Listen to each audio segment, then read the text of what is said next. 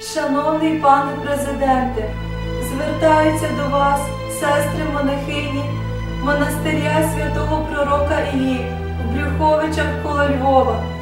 Зараз існує реальна загроза нашому життю.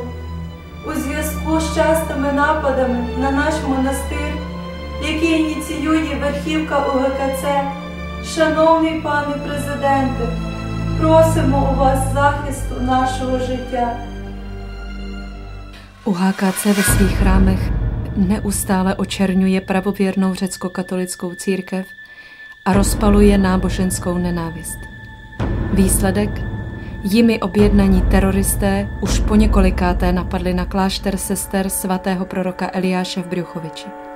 V noci z 28. na 29. září měly sestry noční bdění. Modlili se v kapli za ukrajinský národ, za boží milosrdenství nad Ukrajinou. Najednou ve 2:35 na sestry oknem proletěly veliké kameny a za nimi 3 koktejly Molotova. Začal požár. Přes černý dým nebylo nic vidět. Toxický dým pálil do očí. Nedalo se dýchat. Jedna sestra zeslábla a spadla. Proto jí druhá sestra vytáhla z plamenu na chodbu. Sestry se snažily uhasit oheň vodou. Ale to bylo bezvýsledné. Vše kolem hořelo. Jen oltáře a svatostánku se oheň nedotkl. Další koktejly letěly do sousední místnosti, kde vzplálo okno, a ještě do 3 dalších místností, kde byly sestry, a některé z nich byly poraněny střepy.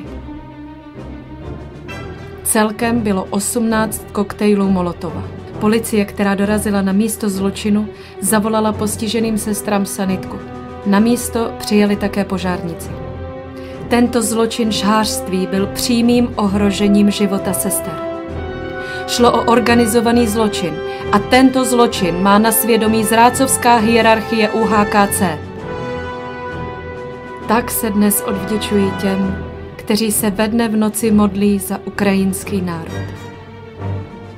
Skutečně, za spásu duší se draze platí.